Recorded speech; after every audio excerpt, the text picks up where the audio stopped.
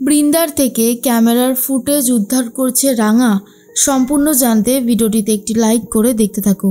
গল্পের শুরুতেই দেখা যায় আহিরি নিজেই নিজের পেটের মধ্যে তীরটা ঢুকিয়ে দিয়েছে। আর যেহেতু রাঙা চারিদিকে ক্যামেরা লাগিয়ে রেখেছিল, ভেবেছিল ক্যামেরা দিয়ে সব সত্যিটা সবার সামনে আনবে, কিন্তু সেই ক্যামেরাটাই কেউ একজন খুলে নিয়েছে।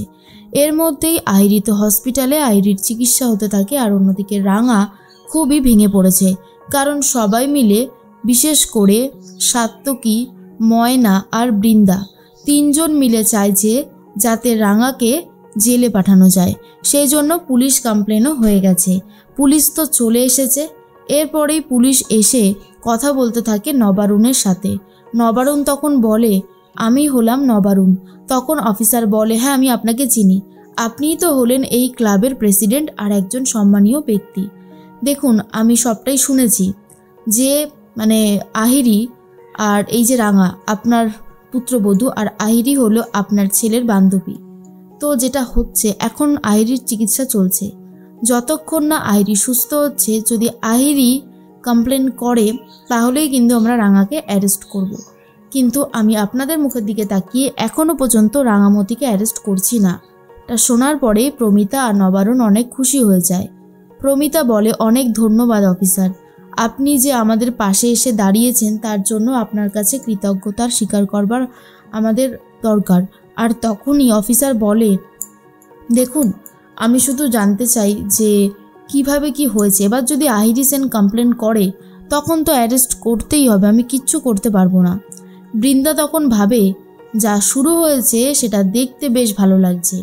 এরপরেই ময়নাকে বলে, তুই বাড়ি যা, তুই বাড়ি গিয়ে আমাকে সমস্ত খবর দিবি, আমার কিছু ইম্পর্টেন্ট কাজ আছে, আমি এখন সেই কাজগুলো করে নেব। তখনই ময়না বলে, ঠিক আছে। এদিকে অপারেশন শেষ হয়েছে, ডাক্তারবাবু বাইরে আসে। একলব্য বলে, ডাক্তারবাবু কেমন আছে আহিরি? তখন ডাক্তারবাবু বলে, এখন অনেকটাই বেটার আছে, যেহেতু পেটের মধ্যে তীরটা ঢুকেছিল তাই পেটে অনেকটা ক্ষত সৃষ্টি করেছে, আস্তে আস্তে ওটা রিকভারি হয়ে যাবে, এখন উনি বিশ্রাম নিচ্ছেন। এর মধ্যে অফিসার চলে এসেছে।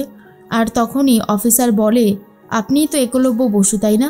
দেখুন, আপনার স্ত্রী রাঙামতিকে আমরা এখনও পর্যন্ত অ্যারেস্ট করিনি, কিন্তু মিস সেন যদি কমপ্লেন করে তখনই আমরা অ্যারেস্ট করব। একলব্য বলে, ঠিক আছে স্যার, ধন্যবাদ। অফিসার তো চলে যায়। তখন একলব্য ভাবে, রাগের মাথায় ভাগ্যিস আমি রাঙাকে পুলিশের হাতে তুলে দেইনি, তাহলে ওর স্বপ্নটা নষ্ট হয়ে যেত। এরপরেই সভ্য বলে যে যাক বাবা, এই বুঝেছে এটাই অনেক। আর সাত্তকী বলে, তার মানে এখনও রাঙামতির ওপর টান রয়েছে একলব্যর। এর মধ্যেই চলে গেছে দেখা করতে। আর তখনই দেখা যায় সেই লোকটা এসে বৃন্দাকে বলে, ম্যাডাম আপনি ঠিক যেমন যেমন বলেছিলেন আমি ঠিক তেমন তেমনই করেছি। আসলেই যেভাবে প্ল্যানটা সেট করেছিল রাঙা, ক্যামেরাটা লাগিয়ে রেখেছিল, যখনই ক্যামেরাটা খুলে নিয়েছে তারপর থেকেই রাঙার বিরুদ্ধে সমস্ত কিছু চলে গেছে। এর মধ্যে বৃন্দা বলে, কই ক্যামেরাটা আমাকে দাও, ফুটেজটা দেখি। এরপর দেখা যায় যে ক্যামেরার ফুটেজটা দেখে অবাক হয়ে গেছে বৃন্দা। বৃন্দা দেখে আহিরি নিজের কুকীর্তি সবটাই স্বীকার করেছে, যে সেই কম্পিটিশানে সবার ব্যাগে অস্ত্র রেখেছিল, রাঙাকে মারার চেষ্টা করেছে, এমনকি এয়ারপোর্টে রাঙাকে ফাঁসানোর চেষ্টা করেছে।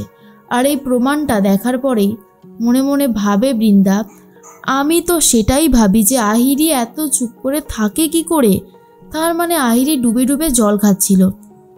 এরপরেই বৃন্দা ঠিক করেছে প্রমাণটা নিজের কাছে রেখে দেবে আর রাঙাকে পুলিশের হাতে তুলে দেবে, আর মাঝে মধ্যে যদি দরকার পড়ে আহিরিকেও ল্যাজে গোবরে করবে। এমনটাই প্ল্যান সেট করেছে বৃন্দা।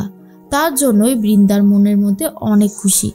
এদিকে রাঙা কিছুতেই বুঝে উঠতে পারে না যে তার প্ল্যান করা প্ল্যানে আবার কে প্ল্যান করে ইচ্ছে করে ক্যামেরাটা সরিয়ে দিয়েছে সেখান থেকে। রাঙা এটারই ভাবনা চিন্তা করছিল। ঠিক তখনই চলে এসেছে একলব্য আর বলে, রাঙামতি আমি আর তোমাকে সহ্য করতে পারছি না, তুমি একটা মেয়েকে এইভাবে মারার চেষ্টা করলে, আমি তো তোমাকে যতই দেখছি ততই অবাক হয়ে যাচ্ছি। রাঙা তখন বলে, উড়ানবাবু তোর কোথাও একটা ভুল হচ্ছে, তুই আমার কথাটা শোন তাহলেই বুঝতে পারবি। কিন্তু একলব্য কোনো কথা শুনতেই চায় না আর বলে, থামো, অনেক বলেছ।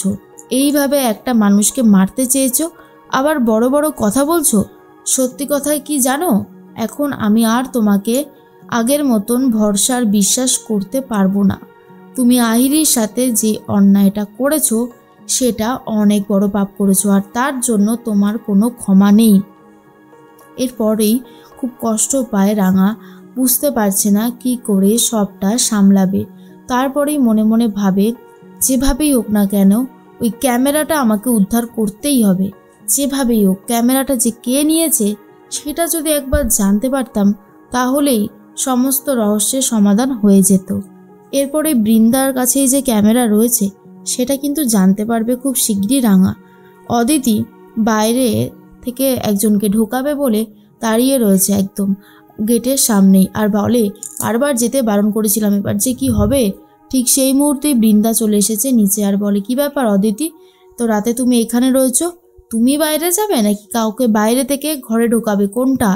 অদিতি কোনো কিছু বলার মতন অবস্থাতেই নেই, আর বুঝতে পারে যে বৃন্দা যদি একবার জানতে পারে তাহলে সারা বাড়ি চেঁচিয়ে মাথায় করবে। এর মধ্যেই বাড়ির বেলটা বেজে না উঠে দরজা টকটক করতে থাকে কেউ। তখনই বৃন্দা ভাবে, তার মানে এটা কোড, তাই তো? এরপর বৃন্দা নিজেই এগিয়ে যায় দরজা খোলবার জন্য, আর অদিতি বলে, ব্যাস হয়ে গেল, যেটারই ভয় পেয়েছিলাম সেটাই এখন হতে চলেছে। দরজা খোলা মাত্রই যে এসেছে তাকে দেখার পরেই চমকে গেছে বৃন্দা। আর এদিকে অদিতি বলে, এবার যে কি হবে বুঝতে পারছি না। আর অন্যদিকে বৃন্দা ভাবে যে যতই তুমি যাই করো না কেন রাঙা, তুমি কোনোভাবেই ক্যামেরার ফুটেজ পাবে না। সেটা আমি যত্ন করে নিজের কাছে রেখে দিয়েছি, কারণ সেটা দিয়েই আমি অনেক কিছুই করব। ওটাই হলো আমার দুরূপের তাস।